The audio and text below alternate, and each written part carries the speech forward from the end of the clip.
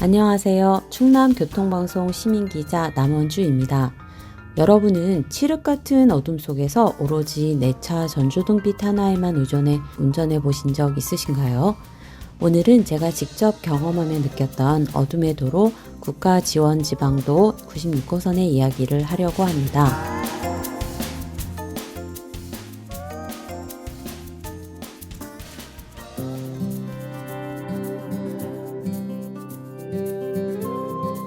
국지도 96호선은 홍성에서 태안군 남면까지 총 27km 구간입니다.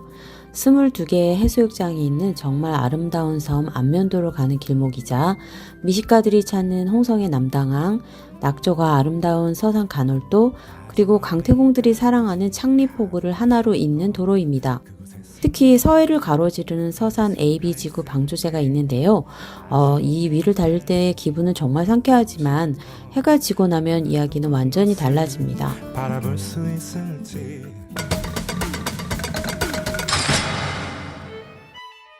지난 8월부터 11월까지 매주 밤 8시에 이 길을 운전했던 저는 아름다운 낙조 뒤에 숨겨진 칠흑 같은 어둠을 마주해야 했습니다.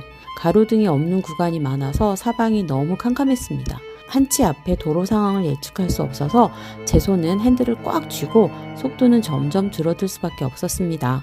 다른 분들의 이야기를 들어봤습니다.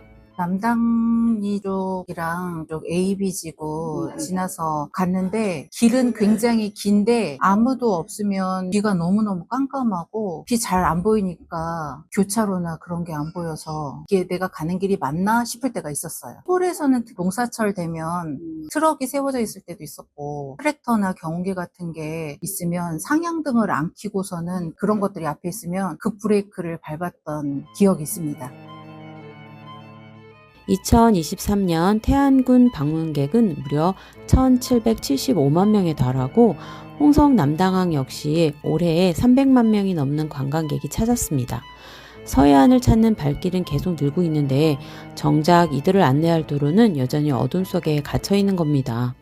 관광을 생각한다면 바닷가에 가로등이 쫙 켜 있는 게 처음 관광 오거나 여행 온 사람들에게 좀 신비한 느낌을 주지 않을까. 그리고 양옆으로 바다가 있는데 너무 깜깜하면 좀 무서울 것 같아요. 그런데 여러분, 충청남도가 국토교통부 주관 도로정비평가에서 2021년, 2022년에 이어 2024년에도 최우수 기관으로 선정됐다는 사실을 알고 계신가요? 전국에서 도로 관리를 가장 잘하는 지자체로 공인받은 것이죠. 하지만 이 달빛 지방도의 야간 안전 성적표는 어떨까요? AB지구에 가로등이 없어서 차를 타고 이동 시 너무 어둡고 그럴 때는 좀 불편한 점도 있기는 한데 차가 잘못 진입했을 때 나올 수 있는 구간이 없어서 끝까지 역주행하는 차량들이랑 많이 부딪히는 그런 사고가 발생을 했던 적들이 많거든요. 그래서 이제 그런 문제점들 중간에 구간 피할 수 있는 구간이라든가 좀 잘못 진입했을 때 돌아 나갈 수 있는 무언가가 좀 생겼으면 좋겠고, 바다가 양쪽에 다 물이 있다 보니까 안개 구간이 너무 길어요. 그래서 위험이 있고 주행으로 사고를 몇 번 날 뻔한 적이 있거든요. 그래서 안개가 껴있고 그분도 미등을 켜고 깜빡깜빡거리고 오기는 오시지만 빠져나갈 길이 없으니까 끝 지점까지 그냥 계속 오시는 거예요. 역주행으로 사고 날 뻔한 여러 번 있었거든요. 그래서 그런 위험도 있고 요즘은 차박도 많이 하시고 차박하시면서 낚시를 계속 하시는 분들도 계세요. 그래서 그거를 관리하거나 법으로 제재하거나 그런 것들은 없기 때문에 사람들이 무분별하게 계속 낚시를 하고 있죠. 그런 것들도 문제가 되긴 합니다. 관리 주체인 충남도청에 물어봤습니다. 도로는 충남도 건설본부가 관리하고 가로등은 96호선이 지나는 홍성군, 서산시, 태안군이 각각 관리하고 있다고 합니다. 한 지자체 담당자는 인터뷰는 거절했지만 이렇게 말했습니다. 당초 도로 건설 시 가로등이 많이 설치되지 않아 4호 설치에는 막대한 예산이 듭니다. 교통량 대비 가로등을 설치하다 보니 시군 예산만으로는 감당하기 벅찬 게 현실입니다. 어둠 속에서 갑자기 튀어나오는 야생동물, 이른바 로드킬 위험도 무시할 수 없죠. 운전을 하다 보면 고양이, 개, 또 때로는 고라니를 가끔 만나는 일이 생기거든요. 그런 때를 예방하기 위해서 대체로 운전을 좀 천천히 하는 편이긴 하지만 막상 만나서 그런 일을 하다 보면 한동안 굉장히 트라우마로 남아서 일상생활에 피해가 되는 경우가 있는 경험이 있었던 것 같아요. 예산 문제로 전 구간 가로등 설치가 어렵다면 대안은 없을까요? 최근 주목받는 스마트 가로등은 교통량이나 노면 상태를 감지해 밝기를 조절하며 에너지를 절약한다고 합니다.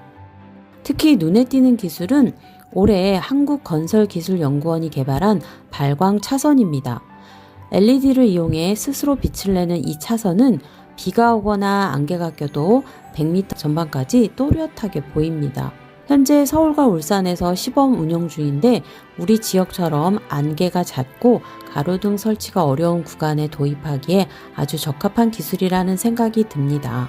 오갈리 4구에는 가로등이 태양열로 낮에는 충전이 되고 밤에 사람이 지나갈 때 불이 들어오거든요. 다른 지역에서는 뭐 피아노 가로등이라고도 하고 반영구적이거든요. 그게 태양열로 된. 그래서 그런 가로등이 생기면 또 어떨까 싶기도 하고 그 지역 주민이라든가 농사 짓고 계신 분들이랑 잘 협의를 해서 됐으면 좋겠네요.